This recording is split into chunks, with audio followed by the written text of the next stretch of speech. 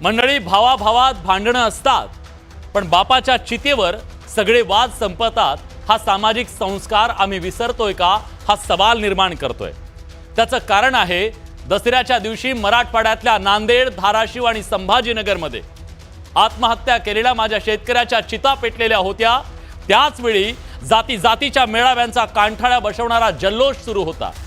महापुराच्या पाण्यात जाती जातीच्या भिंती कोसळून पडल्या, पण जातीय नेते जातीच्या तटबंदी मजबूत करताना दिसले। खरं तर बरं बोलण्याचा हा सगळा काळ आहे, कारण खरं बोललं की त्याची मोठी किंमत चुकवावी लागते। इथलं समाज वास्तव आहे, त्यामुळे सामान्य माणसं गप्प बसणं पसंत करतात। पण खरं सांगतो, हा महाराष्ट्र इतका जातीय द्वेषानं कधीच पछाडलेला नव्हता। व्यापकता आणि विशालता एकोप्यानं महाराष्ट्राला महान बनवलं, पण गेल्या काही वर्षात त्याला जातीय विद्वेषाचा जो हेंडगा लागलाय, त्यामुळे सामाजिक वीण नुसती विस्कटली नाहीये, तर जातीय द्वेषानं महाराष्ट्राला सामाजिक दृष्ट्या टकमक टोकावर नेऊन उभं करून ठेवलंय। त्यातल्या त्यात मराठवाड्यात ही परिस्थिती अतिशय गंभीर आहे। दसरा मेळाव्यातल्या भाषणांनी ती दरी आणखी वाढवण्याचं काम केलंय। बीड जिल्ह्यात 2 दसरे मेळावे झाले, मुंडेंचा आणि जरांगेंचा।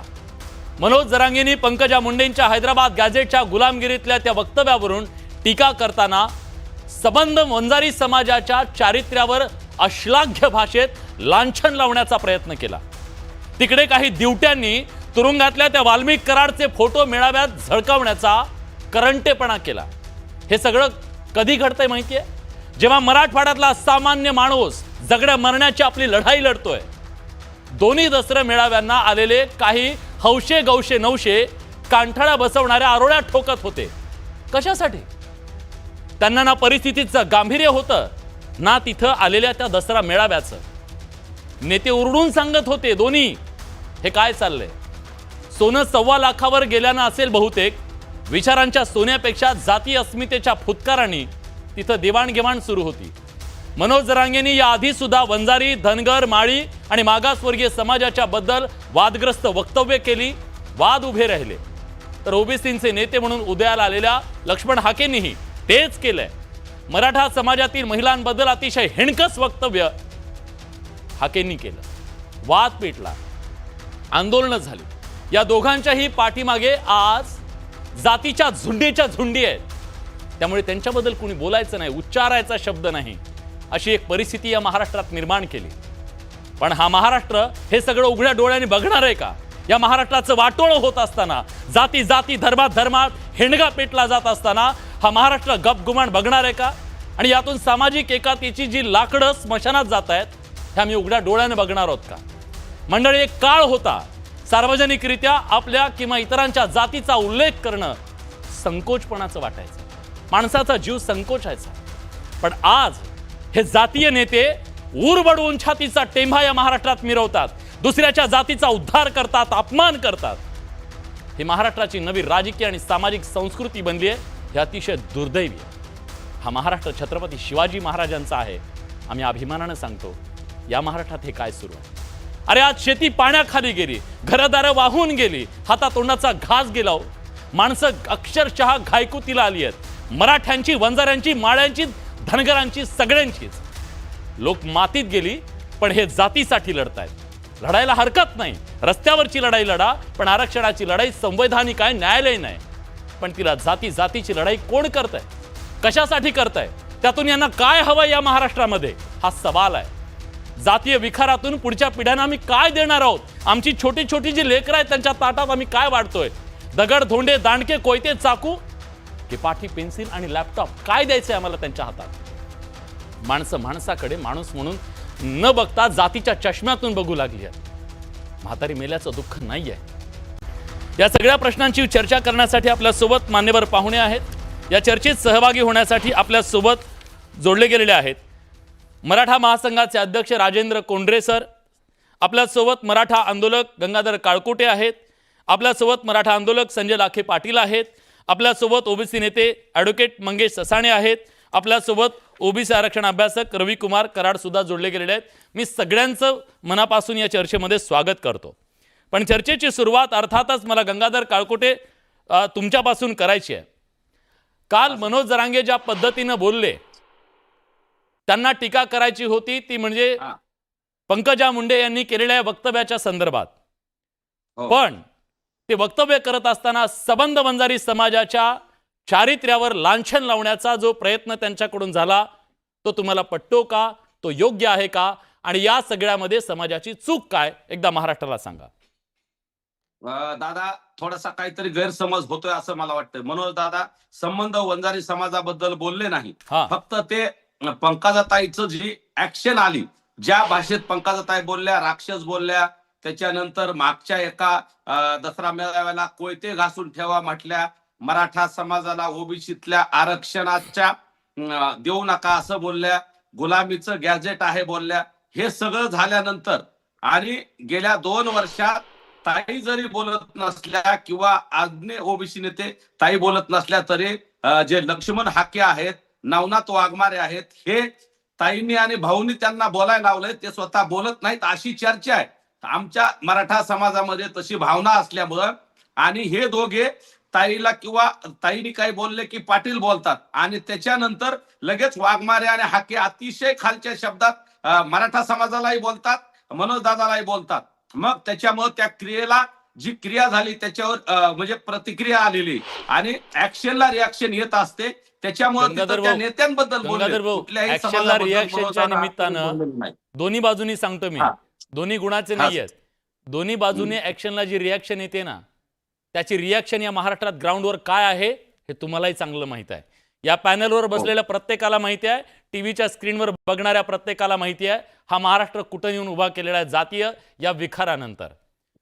मला सांगा, काल एका बाजूला मनोज जरांगे पाटील असं म्हणाले बोलताना की एखाद्या व्यक्तीबद्दल बोला, त्या समाजाचा काही दोष नाहीये, तुमची लढाई राजकीय असेल तर राजकीय व्यक्तीबद्दल बोला, पण सबंध समाज कसा आला इथं आणि कशा प्रकारे झालं खरं तर मी त्याची वाच्यता करू इच्छित नाही. पण हे बोलणं समाजामध्ये ते निर्माण करणारं नाही का? सर ताई काय बोलल्या, निजामाचं गॅजेट म्हणजे गुलामीचं गॅजेट आहे. मग मनोज दादाला हे सांगायचं होतं की त्याचा मला वाटतं मराठी भाषा जशी वळवावी, जसा अर्थ घ्यावा तशी. मनोज दादाला त्यात सांगायचं होतं की तुम्हाला 1931च्या जनगणनेनुसार ओबीसीला मंडल आयोगानं आरक्षण दिलंय, जे 16% वाढवलंय, त्याच्या संदर्भात त्यांना बोलायचं होतं. परंतु आपला किंवा सगळ्या महाराष्ट्रातल्या ज्या काही लोकांचा गैरसमज झालाय, त्यांना वाटतंय थेट वंजारी समाजाबद्दल चुकीच्या पद्धतीने बोललेत. परंतु तसं अजिबात वंजारी समाजाबद्दल बोलले नाही. फक्त ताई ज्यावेळेस गुलामीचं गॅजेट आहे असं बोलल्या, त्यावेळेस इंग्रजांचे सुद्धा आपल्यावर राज्य होतं आणि इंग्रजाची यादी तुम्ही उचलली आणि म्हणून तुम्हाला त्याच्या आधारे मंडल आयोगातून आरक्षण मिळालं, हे मनोज दादाला सांगायचं होतं. वास्तविक पाहता मनोज दादाला वंजारी समाज असेल किंवा कुठल्याही ओबीसी जातीबद्दल बोलायचं नव्हतं आणि आतापर्यंत मनोज दादांनी थेट कुठल्या जातीला बोलले नाही. हा, नेत्याला बोललेत, ताईंना बोलल्या असतील ताई बोलल्यानंतर, धनुभाऊला बोलले असतील धनुभाऊ बोलल्यानंतर. परंतु जिकीकडं ताईंचा दसरा मेळावा अगोदर झालता, तिथं आरोपीचे फोटो आणि त्यांचं उदात्तीकरण होत असेल, कोयत्याची भाषा होत असेल किंवा तिथं मराठा समाजाला ओबीसीतून आरक्षण नको ही भावना आल्यानंतर ती क्रियेला प्रतिक्रिया आली दादा त्यांची. मी विचारतो रविकुमार करड आपल्या सोबत आहे, बोलले नाही हे कृपा करून गैरसमज आपल्या सगळ्यात लोकमतच्या माध्यमातून सर तुम्ही स्पष्टीकरण दिलं. रविकुमार करड आपल्या सोबत आहेत. दसरा मेळावा सीमोल्लंघन आहे, विचारांचं सोनं लुटतात असं म्हणतात. ठीक आहे, आता सोनं महाग झालंय कदाचित, त्यामुळे म्हणून मग अशा प्रकारे त्या मेळाव्यामध्ये ज्याला भगवान बाबांची परंपरा आहे, मुंडे साहेबांची परंपरा आहे, ती पुढे पंकजा मुंडे यांच्यापर्यंत आली, ह्याच्यात वाल्मिक कराड कसा काय आला? हा कुठला विचार आहे? हा महाराष्ट्र प्रश्न विचारतोय. वाल्मिक कराड त्याच्यामध्ये येणं हे चुकीचंच आहे. आणि वाल्मिक कराडचा फोटो ज्या एका व्यक्तीने आणला तो फ्रिंज एलिमेंट समजतो. आम्ही वाल्मिक कराडचं कधीही समर्थन करत नाही. मी स्वतः कराड आहे, पण त्याच्या त्याच्या गँगचं आम्ही कुणीही समर्थन करू शकत नाही किंवा वंजारी समाजानेही कधी केलं नाही.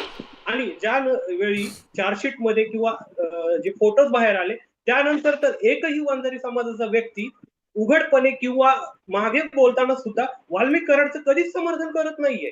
वंजारी समाज हा आरक्षणाचा वापर करून शिक्षणाने पुढे जात आहे, तर गुन्हेगारीला कधीच समर्थन करत नाही. आणि वंजारी समाजाचे नेते ज्या पंकजाताई आहेत किंवा जे धनंजय मुंडे आहेत, तेही याचं कधीही समर्थन केलं नाही. त्यांनी सुद्धा राजीनामा दिला ना. ज्या दिवशी त्यांना सत्य कळलं हा. त्यांनी त्या दिवशी राजीनामा दिला. त्यामुळं वंजारी समाजाचं एका फोटोमुळे समर्थन आहे किंवा जे लाभार्थी आहेत वाल्मिक कराडचे त्यांनी तो फोटो दाखवला म्हणून संपूर्ण वंजारी समाजाला आजपर्यंत जे क्रिमिनल कास्ट म्हणून गौरवण्यासाठी किंवा वंजारी समाजाला क्रिमिनल कास्ट जे ब्रिटिश काळामध्ये एसटी मधील काही जातींना लांछन लावण्यात आलं ते वंजारी समाजाला लावण्याचा प्रयत्न का केला जातोय? फक्त एका फोटोमुळे का? किंवा त्यावर पंकजाताईंचं नियंत्रण आहे का? त्यांनी सुद्धा म्हटलं की गुंडांचं उदात्तीकरण करू नका. आमचा हाच समज आहे आणि मुंडे साहेबांनी सुद्धा वंजारी समाजाला हाच संदेश दिलेला आहे की तुम्ही शिकून संघटित होऊन पुढे जा. तुम्ही शिक्षण घ्या आणि शिक्षणासाठी आम्हाला आरक्षण मिळालेलं आहे.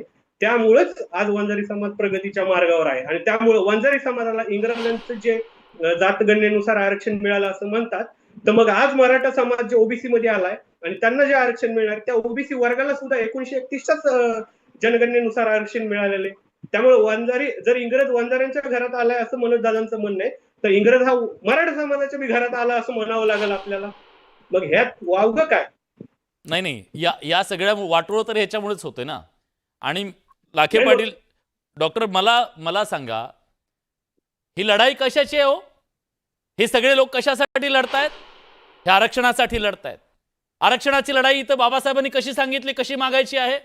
जातीच्या विरोधात उभं राहून लढायची आहे का? नाही. बाबासाहेबांनी सांगितलं तुम्हाला इथं संविधानानुसार कायदेशीर आणि संवैधानिकरित्या लढावं लागेल. मग संवैधानिक लढाईला जातीमध्ये करण्यामागचा हेतू काय असावा लाखे पाटील साहेब? मुळामध्ये बरेच हे समजून घेतलं पाहिजे की आता ह्या चर्चेमध्ये असलेले मी असेल की आमचे मराठा महासंघाचे अखिल भारतीय अध्यक्ष राजेंद्र कोंढरे असतील किंवा आमचे जुने सहकारी गंगाधरराव असतील, आम्ही अनेक वर्षापासून या चळवळीमध्ये आहोत. पण कधीही या पद्धतीचं जे वातावरण 2 वर्षामध्ये या राज्यामध्ये बघतोय आम्ही ते कधीही बघितलं नाही. ह्या राज्याचा जो सामाजिक ताणाबाणा आहे तो हेतू पुरस्सर नष्ट करण्याचा प्रयत्न गेल्या 2 वर्षापासून चालू आहे. मुळामध्ये जो काय आता मुद्दा या ठिकाणी उपस्थित होतोय कुणबी आरक्षणाचा आणि 2 सप्टेंबर 2025च्या शासन आदेशाचा, आणि ज्यामधून दोन्हीकडल्या बाजूनं एक वेगळ्या पद्धतीचं सामाजिक तणाव वाढण्याच्या दृष्टिकोनातून राजकारण केलं जात आहे. यामध्ये पहिली गोष्ट अशी आहे जी ओबीसी बांधवांनी समजून घेतली पाहिजे की जो काही 2 सप्टेंबरचा शासन आदेश आहे त्याप्रमाणे जे कुणबी असतील, कुणबी रक्त संबंध असतील आणि 1967चे पुरावे असतील त्यांनाच फक्त या ठिकाणी कुणबी प्रमाणपत्र आणि सिद्ध करू शकले तर व्हॅलिडिटी मिळणार आहे. याच्या बाहेर कुणी काही जरी सांगत असेल तर ती बुवाबाजी आहे, भोंदूबाजी आहे आणि समाजाची फसवणूक आहे हे आपण लक्षात घेतलं पाहिजे. कारण या 2 सप्टेंबरच्या शासन आदेशाप्रमाणे एकही मराठा, मी परत सांगतो, एकही मराठा आरक्षणात जात नाही. आणि जे काही देशाचे कास्ट व्हॅलिडिटी आणि व्हेरिफिकेशन नियम आहे, मी लाखे पाटील आहे किंवा लाखे आहे तर माझ्या नावाचं जे काही लोक आहेत ते कुठेही असतील तर माझी व्हॅलिडिटी होईल किंवा मला प्रमाणपत्र मिळेल, ही शुद्ध ही अंधश्रद्धा आहे, ही समाजाची फसवणूक आहे. त्यामुळे ओबीसी बांधवांनी समजून घेतलं पाहिजे आणि जे ओबीसी आहेत त्यांना जर कायद्याप्रमाणे कास्ट व्हॅलिडिटी प्रमाणे ओबीसी प्रमाणपत्र मिळत असतील तर त्यांनी त्याचा विरोध सोडून दिला पाहिजे. त्यांना तो जे काही प्रमाणपत्र मिळण्याचा त्यांचा हक्क आहे तो त्या ठिकाणी ठेवला पाहिजे. दुसरा भाग असा आहे या लढाईमध्ये विनाकारण मराठा समाज भरडला चाललाय. मराठा म्हणून जे काही 2 सप्टेंबरचं जी आर आहे, मराठा म्हणून आम्हाला काही मिळाले का? तर काहीच नाही. मराठा म्हणून ह्या शासन आदेशाप्रमाणे आम्हाला काही मिळणार आहे का? तर काही मिळणार नाही. कारण ज्याचं कुणबी नोंद नाही, कुणबी रक्त संबंध नाही, कुणबी वंशावळ सिद्ध होत नाही त्याला या शासन आदेशाचा काही लाभ होणार नाही, एकही मराठा त्यात येणार नाही. आणि विनाकारण काय झालंय, मराठ्यांना टार्गेट करण्याचं काम या ठिकाणी चालू आहे. म्हणून आपल्या माध्यमातून माझी विनंती आहे की जे काही सध्या आंदोलन चालू आहे मनोज जरांगे यांच्या नेतृत्वाखाली, हे आंदोलन कुणबी असतील त्यांना कुणबी प्रमाणपत्र देण्यासाठीचं आंदोलन आहे. याचा आणि मराठ्याचा काही संबंध नाही. आणि ज्या पद्धतीने मराठा समाजातील वर्ष काम करणाऱ्या लोकांना टार्गेट करण्याचा प्रयत्न कालच्याही दसरा मेळाव्यातून झाला, त्याचा या ठिकाणी मी मराठा समाजाचा एक सक्रिय कार्यकर्ता म्हणून अभ्यास वगैरे सोडून द्या, तो नंतर भाग आहे. अभ्यासक जर होतं तर तुम्हाला अभ्यास करावा लागतात, त्यासाठी अक्षर लागते. परंतु गेल्या 30 वर्षापासून या चळवळीत काम करणारा कार्यकर्ता म्हणून सांगतो की मराठा समाजाला यामध्ये तुम्ही ओढू नका. जे काय मनोज जरांगेचं आंदोलन आहे हे आंदोलन कुणब्यांना कुणबी प्रमाणपत्र मिळवून देण्यासाठी आहे. याचा आणि मराठ्यांचा काही संबंध नाही आणि मराठा आंदोलनाचा याचा काही संबंध नाही. म्हणून महाराष्ट्रानं हा जो काही गैरसमज आहे हा दूर केला पाहिजे. हे आंदोलन मराठ्यांना प्रमाणपत्र मिळवून देण्यासाठी आहे. तो मुद्दा त्या ठिकाणी सोडून दिलाय.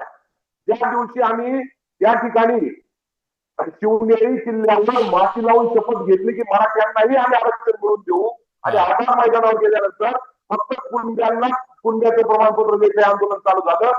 त्याच दिवशी त्या ठिकाणी मराठ्यांचं पाणीपत झालं, मराठ्याची माती केली, मराठे सोडून दिलेले आहेत हे या ठिकाणी आपण लक्षात घेतलं पाहिजे. ठीक आहे. मला खरं तर राजेंद्र कोंढरे सरांकडे जायचं होतं, पण सर आता त्यांचा संपर्क तुटलेला आहे. ॲडव्होकेट मंगेश ससाणे आपल्यासोबत आहेत. मंगेशजी, मी तोच प्रश्न तुम्हाला पण रिपीट करणार आहे. ही लढाई संवैधानिक आहे, तुम्ही कायद्याचे अभ्यासक आहात, पण गेल्या 2 वर्षात या महाराष्ट्रात आम्ही काय बघतोय तर दोन्ही बाजूच्या नेत्यांकडून जातीय अस्मिता इतक्या टोकदार केल्या जात आहेत की माणसं जीव द्यायला सुद्धा तयार आहेत.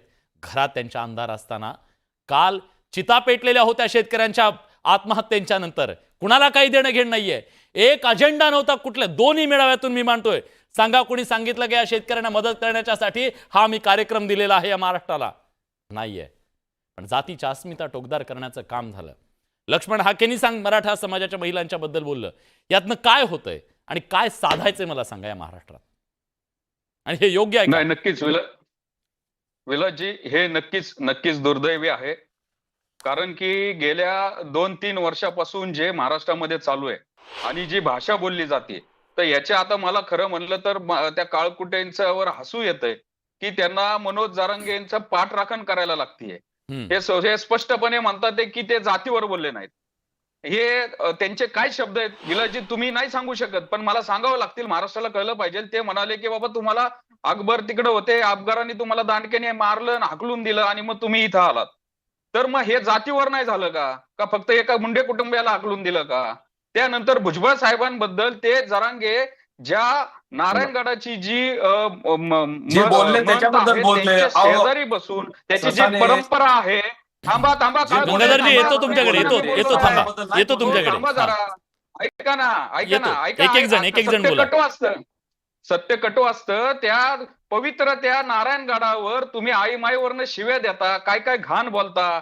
ही अशी तुम्ही एखाद्या आध्यात्मिक जिथं स्थळ आहे, जिथं ऊर्जा लोक घ्यायला येतात, तिथं अशा शिव्या देता.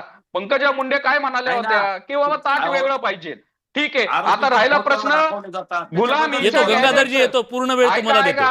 ऐका, एक जण. गंगाधर काळकुटे साहेब थांबा जरा. त्या म्हणाल्या काय गुलामीचं गॅजेट कसं लागू करणार. आता मी त्याच दिवशीची एक दुसरी घटना अख्ख्या महाराष्ट्रासमोर आणि सर्वांसमोर मी हे करतो. त्या कोल्हापूरमध्ये जे छत्रपती शाहू महाराज आहेत त्यांनी एक तिथं वक्तव्य केलं की काय म्हणाले ते, हैदराबाद गॅजेट निजामानं केलेलं आहे. निजामाला आपण 3 वेळा हरवलेलं आहे, आपण ते का स्वीकारावं? मग त्यावर आता मला सांगा, मनोज जरांगे असंच घाण बोलणार का? मी उत्तर घेतो. राजेंद्र नाही, बोलता कामा नाही. त्यांच्याबद्दल, राजेंबद्दल पण बोलता कामा नाही, कुणाबद्दल पण बोलता कामा नाही. मी म्हणत नाही बोला म्हणून, मी म्हणत नाही बोला म्हणून, नाही, चुकीचा मेसेज जाऊ नये म्हणून. मी उत्तर घेतो, म्हणत नाही बोला. मी उत्तर घेतो. गंगाधरजी, ज्या पवित्र स्थळावर नगद नारायण बाजूला गुरुवर्य बसलेत, शिवाजी महाराज बसलेत, समाज तिथं येतो, कशासाठी येतो माहितीये? मी शब्द उच्चारू शकत नाहीत, आम्ही बीप लावला. बीप म्हणजे तुम्हाला कळतो ना, असे शब्द तिथून उच्चारणं योग्य आहे का एवढंच सांगा महाराष्ट्राला. भुजबळ साहेबांना काय म्हणले ते मी बोलून दाखवतो. आता महाराष्ट्राने ऐकलं. आता थांबा की हो ससाने साहेब, थांबा की थोडा. वकील साहेब थांबा, मी त्यांना वेळ दिला. ससाने साहेब थांबा की आता. साहेब, गेले 2 वर्ष झालं मनोज दादावर किंवा मराठा समाजावर डायरेक्ट हाक्या असतील, वाघमारे असतील, महिलाबद्दल बोललेलेच आहेत ना. आणि ते बोलल्यानंतर क्रियेला प्रतिक्रिया आणि ऍक्शनला रिॲक्शन आली. तिथं ती अपेक्षित नसली भाषा, तरीही मराठवाडी भाषा आहे, ग्रामीण भाषा आहे, मनोज दादाची बोली भाषा आहे आमच्या. आणि आईला मायला असं सहज शब्द ग्रामीण भाषात बोलतात, सहज बोलला जातो. गंगाधरजी, मी पण मराठवाड्यातला आहे, म्हणून मी इथून वाटेल ते बोलू शकतो का सांगा? हे योग्य आहे का? लाखे पाटील साहेब आहेत, गेली कित्येक दिवस झाले ह्या चर्चेमध्ये येतात, मराठवाड्यातले तुम्ही एवढे दिवस चर्चेमध्ये आहात, एक शब्द चुकला का हो तुमचा आतापर्यंत? लाखे पाटील साहेब प्लीज. थांबले ना मुळात 50% आतल्या आरक्षणाला आणि बाहेरच्या आरक्षणाला विरोध केल्यामुळं आता सगळेच वैतागलेत. महाराष्ट्रात मनोजदादा असतील, आमच्या सगळ्यावर एवढं प्रचंड दबाव आहे समाजाचा की हे पुढचे ज्या भाषेत बोलतील त्याच भाषेत बोला असं आम्हाला लोक दूरध्वनीवरून बोलतात. आत्ता चालू मध्ये सुद्धा मला 2 कॉल आलेत. मी ताई आणि भाऊ म्हटल्यानंतर लोक म्हणले त्यांना पंकजाताई मुंडे म्हणा, धनंजय मुंडे म्हणा, अशा आम्हाला फोन येतात. मग लोकांच्या भावना तीव्र आहेत. एकीकडे महिलांची गंगाधरजी, खाली कार्यकर्त्यांनी कुठल्याही भाषेत बोललं तर एक वेळ समजू शकतो. आपण ज्या समाजाचं नेतृत्व करतो, ज्या समाजाला सन्मान आहे, जो समाज इथं खूप आशेनं त्याच्याकडे बघितलं जातं, राज्यकर्ता समाज आहे, त्या समाजाच्या नेतृत्वाकडून ही अपेक्षा नाहीये ना लोकांना. एक मिनिट मी दोघांना थांबवतो. राजेंद्र कोंढरे सर आपल्यासोबत जोडले गेलेले आहेत. कोंढरे सर, गेली जवळपास 3 दशकं तुम्ही या चळवळीमध्ये काम करताय. 3 दशकं लोकांसाठी तुम्ही न्यायालयीन लढाई लढली, तुम्ही संवैधानिक लढाई लढली, अभ्यास केला, वाचलं, एवढी लढाई लढली, पण कधी तुमच्यावर कोणी चकार शब्द उपस्थित केला नाही किंवा तुम्ही कोणाचं मन दुखावलं नाही. पण आज गेल्या 2 वर्षात हे जे महाराष्ट्रात सगळं सुरू आहे आरक्षणाच्या लढाईच्या नावाखाली, त्या वादाच्या नावाखाली, यातून या लोकांना काय साधायचंय? मी दोन्ही बाजूनी बोलतो. म्हणजे फ्रेम दिसते का व्यवस्थित? जरा थोडी अडचण आहे गाडीची. असू द्या सर, आवाज येतोय तुमचा. महत्वाचा विषय असा आहे की राजकीय अभिनिवेशातनं जातीचं जे संघटन आता महाराष्ट्रात मोठ्या प्रमाणावर चालू आहे आणि एक पोलरायझेशन करून जातीच्या भिंती बळकट करण्याच्या या राजकारणामध्ये आरक्षणाचा प्रत्यक्ष लाभ आणि त्याच्यातल्या वैधानिक बाबी ह्या आता बाजूला झालेल्या आहेत. आणि मुळामध्ये मराठा आरक्षणाचा विषय असेल, महाराष्ट्रातल्या आरक्षणाचा जो 52% रिझर्वेशनचा ऍक्ट आहे याचा सुद्धा विषय असेल, हे आता न्यायालयामध्ये आहे. अशा परिस्थितीमध्ये काल जे काही दसरा मेळाव्यातनं इशारे आणि प्रति इशारे दिले गेलेले आहेत, जेव्हा 2 समाजातले बलाढ्य आणि जबाबदार लोक स्वतःची भाषा बोलतात, त्यांचे जे अनुयायी आहेत ते अनुयायी पूर्णपणे त्याला फॉलो करत असतात आणि त्याच्यातला फार मोठा संघर्ष होतो. हे कुठेतरी थांबायला पाहिजे. याचं कारण काय की समाजामधले जी जबाबदार मंडळी आहेत ती जर आज बोलली नाहीत तर भविष्यामध्ये आपण महाराष्ट्राला कोणत्या बाजूला नेणार आहोत. मुळामध्ये याच्यातलं पहिली बाजू ओबीसी नेत्यांनी समजून घेतली पाहिजे की ओबीसी काय परमनंट व्यवस्था नाही, त्याच्यात आतमध्ये यायचे बाहेर जायचे. खरंय, पण जी गोष्ट वैधानिक आहे त्याचं वैधानिक उत्तर न्यायालय देईल ना, किंवा राज्य शासन देईल. आज अडचण काय झाली की राज्य शासन हातात मस्तपणे घडे घालून मस्तपैकी बसलंय. त्यांना हे कळायला पाहिजे की महाराष्ट्र आज अख्खा पाण्यात बुडलाय आणि अशा परिस्थितीमध्ये जातीच्या टोकदार अस्मिता घेऊन आपण महाराष्ट्राला कुठं नेणार आहोत ह्याचा गंभीरपणे विचार करायला पाहिजे. दुसरा जो मुद्दा आहे की जो 23 मार्च 94चा GR आहे, वारंवार ते आता मॅटर सुप्रीम कोर्टात आहे, ससानेंना ते माहिती आहे. आता GR काही चॅलेंज करता येत नाही सर. आता तो कायदा झालाय, ते कायद्याला विजय घोगरे वर्सेस स्टेट केस मध्ये सुप्रीम कोर्टात गेलेलं आहे. पदोन्नतीतलं आरक्षण महाराष्ट्रातलं रद्द झालेलं आहे. पण जी गोष्ट वैधानिक आहे ती वैधानिक पद्धतीनेच आपल्याला त्या पद्धतीने करावी लागेल. अशा परिस्थितीमध्ये कोणाच्या पोटात काय मिळणार नाही आणि संघर्ष फार जो मोठा होतोय. हे टोकदार अस्मिता, ओबीसी नेता, मराठा नेता सगळ्यांनी त्या कमी शब्दामध्ये, माफक शब्दामध्ये बोललं पाहिजे. उद्या आपण हे तलवारी घेऊन भांडायला लागलो तर काय आपण निर्माण करणार आहे हे आपण कुठेतरी गांभीर्याने बघण्याची आवश्यकता आहे. एक अभ्यासक म्हणून आता अभ्यासकांना काही मार्केटमध्ये किंमत नाही राहिलेली. कशी राहील सर? आता एवढे सगळे ह्या सगळ्या गर्दीमध्ये तुम्ही जिवंत आहात हेच महत्वाचं आहे. म्हणजे मी तशा अर्थानं नाही म्हणत, मी म्हणतोय की ह्या अभ्यासकांना सुद्धा किंमत आहे आज समाजामध्ये, याचं आश्चर्य वाटावं अशी परिस्थिती आहे. कारण आता माझ्याकडे आता एक पुस्तक आहे, लोक म्हणतात की काय निर्माण झालं, तर तुम्हाला माहितीसाठी सांगतो. न्यायमूर्ती गायकवाड कमिशनच्या रिपोर्टवर 3400 पानाचं डॉक्युमेंटेशन हे अभ्यासकांनी दिलंय. Vijay Ghogre versus state of Maharashtra 2005चा कायदा हा सुद्धा आम्ही चॅलेंज केला आणि त्याच्यामध्ये यश मिळवलं 2021 मध्ये. तिसरी गोष्ट इथं ससाने साहेब होते, त्यांच्या अपोजिशन साईडला होते. 2006 ते आम्ही उच्च न्यायालयामध्ये कुणबी प्रमाणपत्राची लढाई केली. राज्यामधलं जे कुणबी प्रमाणपत्र बंद केलं होतं ते पुण्यामध्ये सुरू करून संबंध महाराष्ट्राला दिलं. त्यानंतर 2017-18 मध्ये कायद्यामध्ये दुरुस्ती करून मराठवाड्यात सगळी डॉक्युमेंट त्याच्यामध्ये ऍड करून घेतलेली आहे. मला कुणाचा उपमुद्दा करायचा नाही, परंतु शांतपणे व्यवस्थितरित्या शासनाशी पाठपुरावा करून प्रसंगी संघर्ष करून जे आपल्याला मिळवता येईल ते मिळवण्याचा प्रयत्न करणं आणि ते करत असताना गाजामध्ये केलं नाही. म्हणून मी आता सांगतो 11,000 लोक गंगाधर साक्षीला आहेत. गंगाधर आपण 11,000 लोक पर्यंत गेलेत, 37 लोक असंख्य अधिसंख्या गेले, 4200 शिक्षक कामाला लागले. कुणबी प्रमाणपत्र मी आज सांगतो, मी कधी महाराष्ट्राला सांगितलं नाही. 3 IPS, डेप्युटी कलेक्टर, 400च्या आसपास स्थानिक स्वराज्य संस्थांच्या लोकांचा कुणबी प्रमाणपत्राचा विषय ठीक मी आहे सोडवला. सर, तुमचा आवाज तुम्ही आमच्यापर्यंत कधी नीट पोहोचत नाही. मी पुन्हा चांगलं तुमच्याकडे येण्याचा प्रयत्न करतो.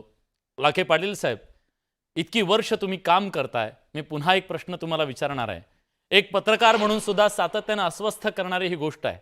सोशल मीडिया तुम्ही उघडा, हे जे जातीवादी लोक आहेत ना दोन्ही बाजूंचे, जो विखार यांच्यामध्ये पेरला गेलाय ना, या सगळ्या परिस्थितीमध्ये संयमानं बोलणं, सलोख्याची भाषा बोलणं आणि अभ्यासूपणे बोलणं बावळटपणा वाटू लागलाय.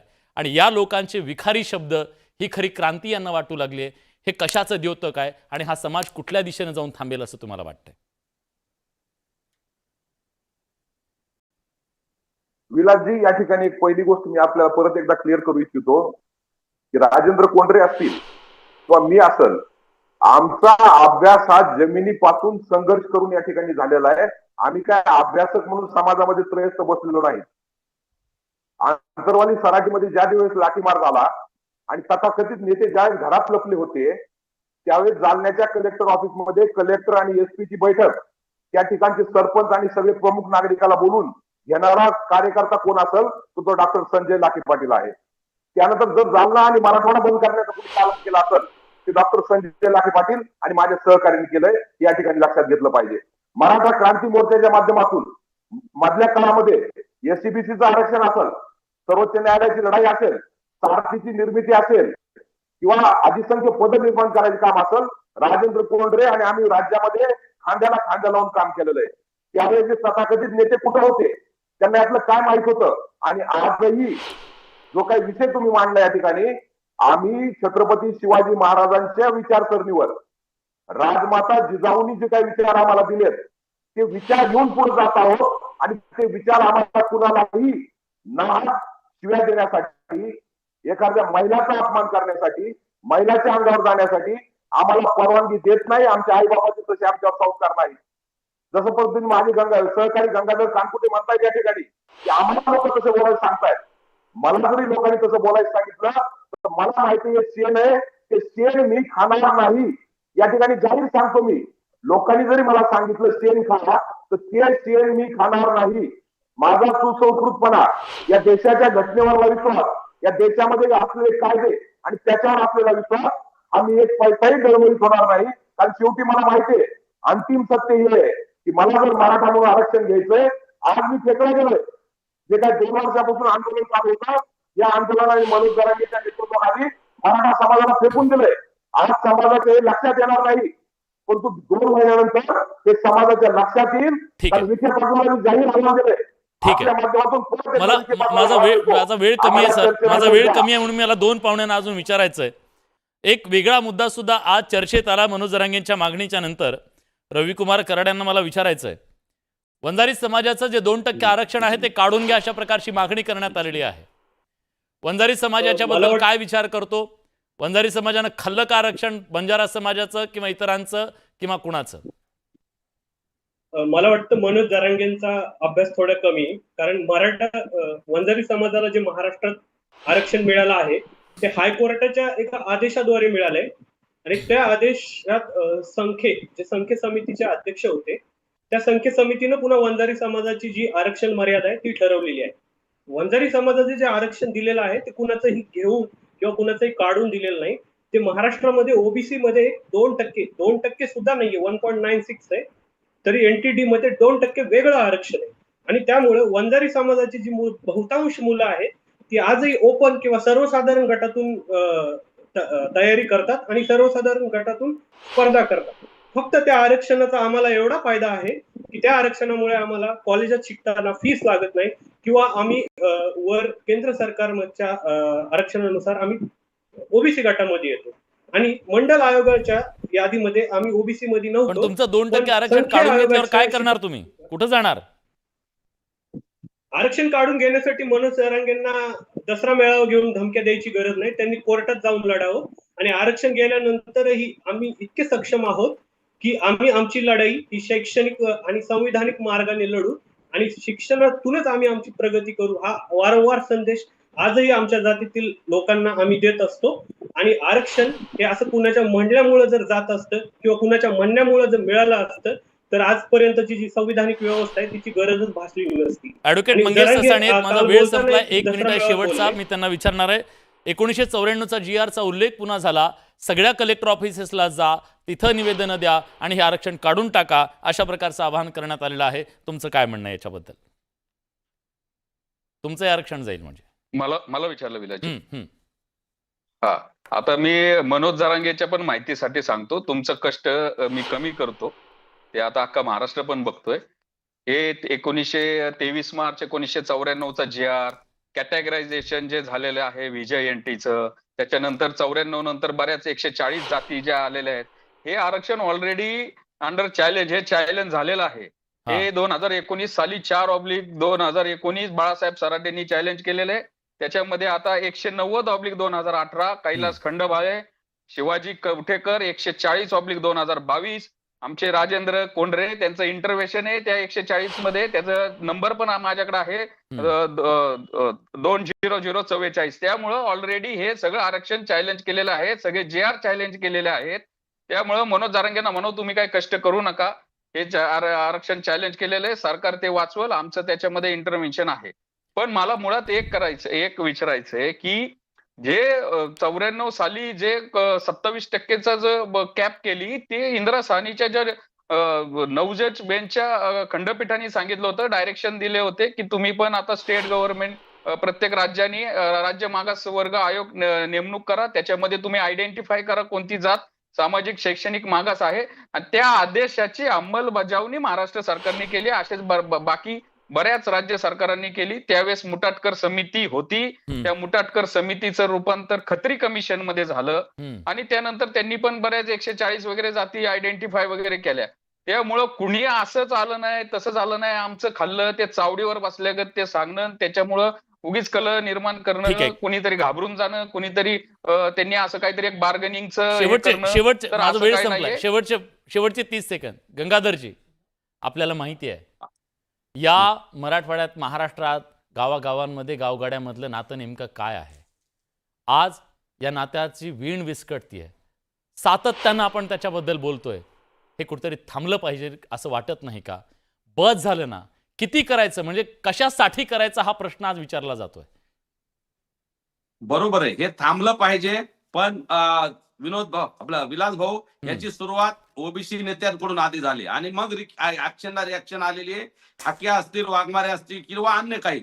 आता ससानेजी बघा किती व्यवस्थित बोलतात, परंतु ते जसे बोलतात, आम्ही जसं चॅलेंज करून म्हणतो 50%च्या वरचं 2% आरक्षण का मनोजदादा बोलले. आमच्या आरक्षणाला विरोध करत असताना मग आम्हाला पण बोलावं लागेल ना. आमचा GR चॅलेंज करता तुम्ही कोर्टात, मग आम्हाला 94चं GR चॅलेंज करावं लागेल. गंगाधरजी, एक गोष्ट आहे, या महाराष्ट्राची कळकळीची विनंती आहे, जो सामान्य माणूस आहे ना, जो बोलू शकत नाहीये. आज मी जी भावना बोलून दाखवली ती या महाराष्ट्रातल्या न बोलता येणाऱ्या माणसांची भावना आहे. मी छाती ठोकपणे सांगतो, सामान्य माणसाचा जगण्याचा संघर्ष वेगळा आहे. आज तो ज्या गोष्टीसाठी लढतोय ना, ती ही गोष्ट नाहीये. कारण त्याला जाती जातीत भांडणं नको आहेत, रोज एकमेकाचं तोंड पाहावं लागतं. हा छत्रपती शिवाजी महाराजांचा महाराष्ट्र आहे, हा फुलेशाहू आंबेडकरांचा महाराष्ट्र आहे. तो जाती जातीमध्ये विभागून टकमक टोकावर नेऊन उभं करून त्याचा कडेलोट करू नका. हे हात जोडून विनंती आज या बडे मुद्द्याच्या माध्यमातून करतोय. कारण पुढच्या पिढ्यांना आपण काय देणार आहोत, पुढच्या पिढ्यांचे आपण खऱ्या अर्थानं गुन्हेगार ठरणार नाहीत, याची काळजी सगळ्यांनी घ्यावी.